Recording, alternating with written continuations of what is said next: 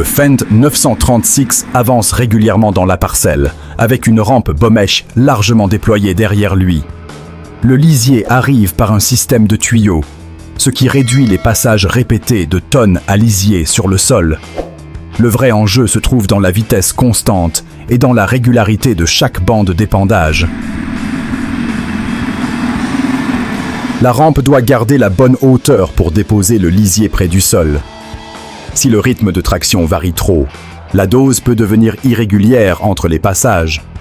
L'opérateur doit maintenir une trajectoire droite et contrôler l'effort en continu. Cette méthode aide à ramener les éléments nutritifs dans la parcelle, tout en limitant les pertes dans l'air.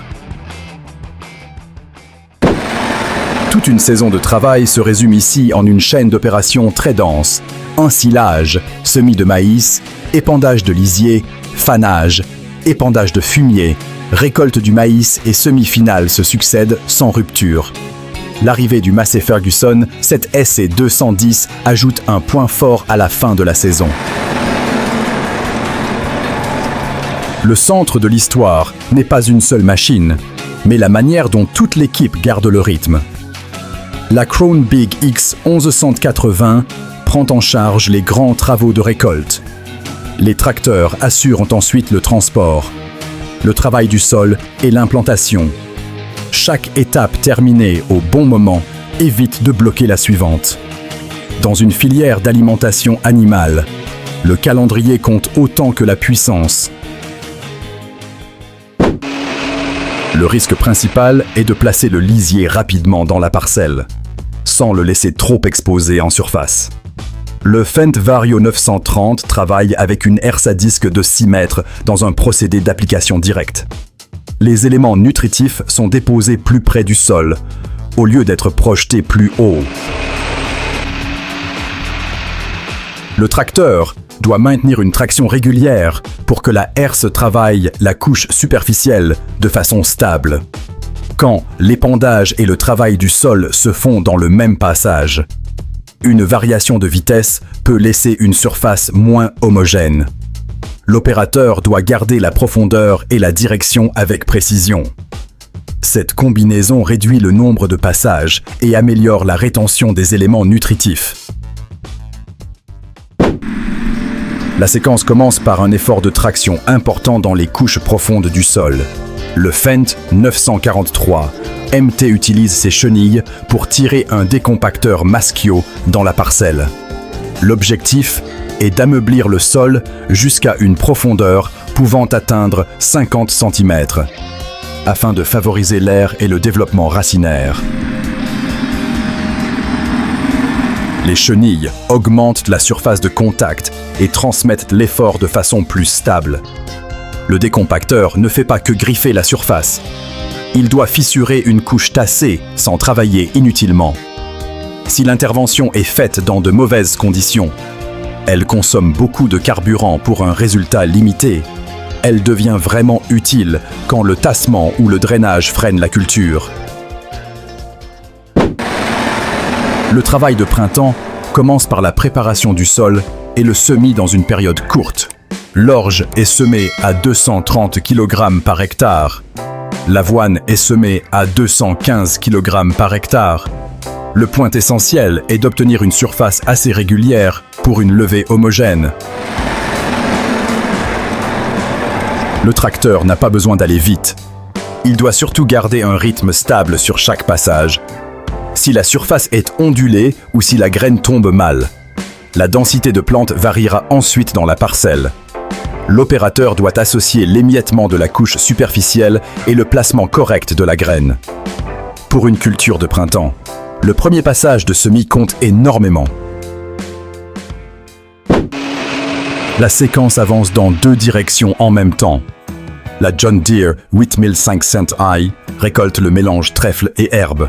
Dans le même secteur de production, le lisier retourne vers la parcelle. La matière sort du champ. Puis, les éléments nutritifs reviennent presque aussitôt. L'ensileuse doit recevoir un flux régulier pour ne pas interrompre les remorques qui travaillent à côté. Plus loin dans la chaîne, l'épandage du lisier doit suivre le rythme général de la parcelle. Si une étape ralentit, toute l'organisation perd en efficacité. Dans la production de fourrage, cette coordination aide à maintenir la productivité de l'herbe et réduit le délai entre récolte et retour des éléments nutritifs. Le New Holland T9 450 tire un cultivateur, Case IH 200 pour préparer le sol avant le semis du maïs. C'est un travail classique avant implantation. La surface doit être assez plane et assez fine pour permettre au semoir de travailler avec précision. Un mauvais passage peut se voir directement dans les rangs de maïs. L'outil doit gérer les résidus, niveler la parcelle et créer un lit de semences adapté. Le point central n'est pas seulement la largeur de travail, mais la régularité de profondeur. Le conducteur doit choisir une vitesse qui mélange le sol sans le tirer en paquet. Pour le maïs, la précision du semis dépend beaucoup de cette préparation en amont. Le KC IH545. Puma travaille avec un distributeur Amazon ZAM 4200 Ultra à Boulges. Dans le Suffolk, il s'agit d'un épandage d'engrais minéral par disque. Ici, la régularité compte plus que l'apparence du passage. Une petite erreur peut créer une différence visible dans la réponse de la culture. Le tracteur doit garder une vitesse stable pour que les disques conservent une répartition régulière. Si trop d'engrais se concentrent dans une zone, le coût augmente et la pression environnementale aussi. Si la dose est insuffisante, le rendement peut baisser par bande. L'opérateur doit donc surveiller la trajectoire, la bordure de travail et l'alimentation de la machine. La pinte de Goldhausen rend le labour plus sensible que sur une parcelle plate. Le John Deere 7310R tire une charrue Kverneland à 7 corps sur un terrain vallonné. Ici, la traction doit rester associée à l'adhérence et à la capacité de tenir une ligne droite. La charrue doit retourner la terre de façon régulière pour préparer une surface propre à la culture suivante. Si un corps devient instable dans la pente, le sillon se décale et le passage suivant en subit les conséquences. Le conducteur doit garder une vitesse modérée, sans laisser le tracteur patiner ni tirer de travers. Le labour garde son intérêt quand il faut enfouir des résidus, gérer les adventices ou repartir sur une surface nette. Deux John Deere 8320 et 8530 de Dairyland, Pumping and Spreading, assurant l'épandage de fumier en Californie. Ce travail appartient au grand cycle des éléments nutritifs autour des élevages laitiers. Le fumier ne doit pas seulement être déplacé, il doit être intégré au plan de culture. Chaque passage doit équilibrer le volume de matière et la capacité d'absorption de la parcelle. Si le transport ralentit, la pression de stockage augmente près de l'élevage. Si l'épandage est irrégulier, les cultures reçoivent des doses inégales. Dans les régions laitières à grande échelle, l'organisation du fumier devient une partie essentielle de l'alimentation animale et du recyclage des éléments nutritifs. Le Claas Arion 550 tire un Bergmann TSE W5210S pour épandre du fumier de cheval sur de la luzerne à Goedswaard, aux Pays-Bas. Le chargement est réalisé avec une pelle CAS CX220. Le chantier forme une chaîne claire d'apport de matière organique. Ici, la vitesse compte moins que la régularité sur toute la parcelle. L'épandeur doit répartir le fumier en couches stables, sans zone trop chargée ni zone trop pauvre. La luzerne profite des éléments nutritifs et de l'amélioration du sol, mais elle réagit mal aux apports irréguliers. L'opérateur doit garder une trajectoire et une alimentation constante. Ce travail fait partie d'un cycle de réutilisation organique entre culture et élevage. Près de Fermoy, dans le comté de Cork, l'équipe Dennehy Harvesting coordonne le travail de printemps et le semis du maïs. Des outils de préparation, des herses rotatives Amazon et un semoir de maïs à 8 rangs travaillent dans la même organisation. Toute la chaîne doit passer dans une fenêtre saisonnière courte. La parcelle doit être ameublée, nivelée et préparée avant que la graine de maïs soit déposée. Si une machine avance trop vite ou laisse une surface irrégulière, le semoir aura du mal à maintenir la bonne profondeur. Chaque opérateur poursuit le même objectif, créer une base stable pour une levée régulière. Dans un climat frais et humide, le moment du semis devient encore plus important. Une journée de démonstration près de Clifton, dans l'Illinois, place plusieurs outils de travail du sol dans les mêmes conditions de parcelle. L'intérêt principal est la comparaison, pas seulement l'observation d'une machine isolée. Résidus, profondeur, traction et nivellement sont évalués sur le même terrain. Chaque outil agit différemment sur le sol et le résultat derrière la machine change aussi. Certains mélangent davantage les résidus. D'autres laissent une surface plus plane ou demandent plus de puissance. Les agriculteurs ne regardent pas seulement la largeur de travail, ils regardent aussi l'adaptation à leur propre terre. Une décision d'achat commence souvent par ce type de différence visible en conditions réelles. Le Class Action 960, Terra. Track travaille avec un système QMM KTR et une rampe Vogelsang de 36 mètres pendant la saison d'épandage du lisier 2025. Une telle largeur impose une forte exigence de guidage. Une petite dérive peut toucher une grande surface derrière la machine. Le système Terra Track augmente la surface de contact et réduit la pression exercée sur le sol sous forte charge. Quand la rampe est largement ouverte, tout l'ensemble doit rester fluide pour conserver une répartition régulière. L'opérateur doit équilibrer vitesse, volume de lisier et protection de la structure du sol. Dans une saison courte, le débit élevé n'a de valeur que si la parcelle reste préservée. Le Fendt 939. Vario S3 tire une charrue, Lemken Vari. Opale 9. En configuration 4+1 sur une parcelle amendée au fumier, un corps de charrue a été retiré pour faciliter le travail dans ces conditions.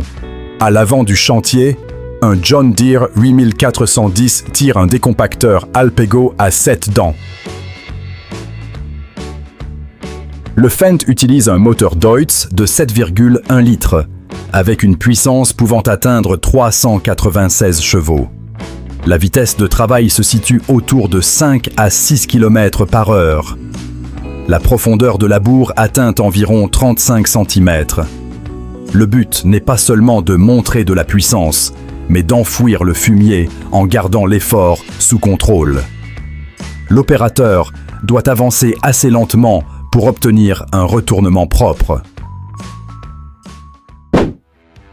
La journée de labour à Oxford, dans l'Ohio, ramène au travail des tracteurs classiques comme le John Deere 720 diesel, le John Deere 620 essence et le Farmall 826. L'intérêt vient de leur capacité à réaliser encore un travail de base. Chaque sillon rappelle une époque moins automatisée. Avec ce type de matériel ancien, l'opérateur doit surveiller de près l'attelage, la profondeur et la position de la charrue dans le sillon. Les aides sont limitées, donc la vitesse reste souvent basse et le geste demande de la patience. Si l'angle de traction est mauvais, le labour perd vite sa régularité. Face aux machines modernes, cette scène rappelle l'importance de l'expérience de base au champ. Le Vervet IS8L Hydro Trike se distingue dans les travaux de pulvérisation et d'injection de lisier grâce à sa configuration automotrice spécialisée. Sa peinture particulière attire le regard, mais son rôle réel est le débit de chantier et la capacité à rester porteur sur la parcelle. C'est une machine pensée pour les entrepreneurs qui doivent gérer de grands volumes. La conception automotrice réunit la charge, la traction et la répartition du poids dans un seul ensemble. En épandage de lisier, il ne suffit pas de transporter beaucoup de matière. Il faut aussi placer le lisier au bon endroit et limiter les dommages au sol. Si la parcelle est fragile, la portance et la maîtrise des traces deviennent essentielles.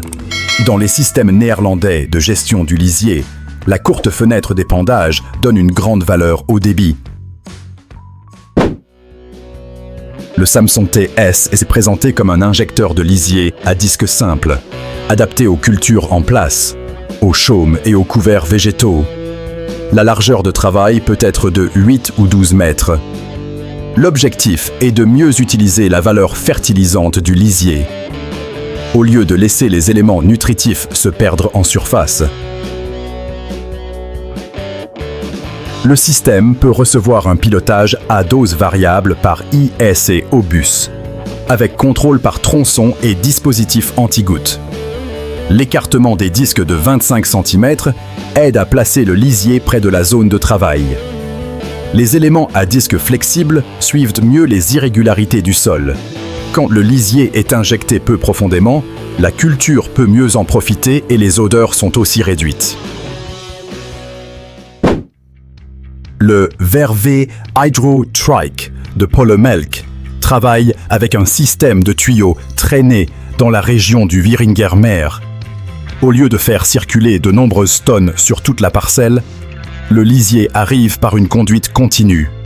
Le point fort se trouve dans le débit de chantier et dans la réduction du trafic sur le sol. Le système de tuyaux demande une conduite très attentive pour éviter de tirer la conduite dans une mauvaise position. La machine automotrice doit coordonner sa vitesse, sa largeur d'épandage et la position du tuyau derrière elle. Si le rythme devient irrégulier, la zone traitée peut perdre sa continuité. Pour les entrepreneurs et les exploitations mixtes, cette méthode aide à préserver la structure du sol tout en apportant de grands volumes de lisier. Le Vredo VT3936, avec une cuve de 19 mètres cubes, injecte du lisier près de Rukven, aux Pays-Bas. C'est une machine automotrice conçue pour placer les éléments nutritifs directement dans le sol. Le volume de cuve et l'autonomie de déplacement permettent de garder un débit élevé dans la parcelle. L'injection de lisier demande une profondeur stable et un placement régulier. Si le lisier reste seulement en surface, les odeurs et les pertes d'ammoniac peuvent augmenter. Placé dans le sol ou juste sous la surface, il a plus de chances de rester disponible pour la culture. L'opérateur doit conserver des lignes précises pour que toute la zone de travail reçoive une dose homogène.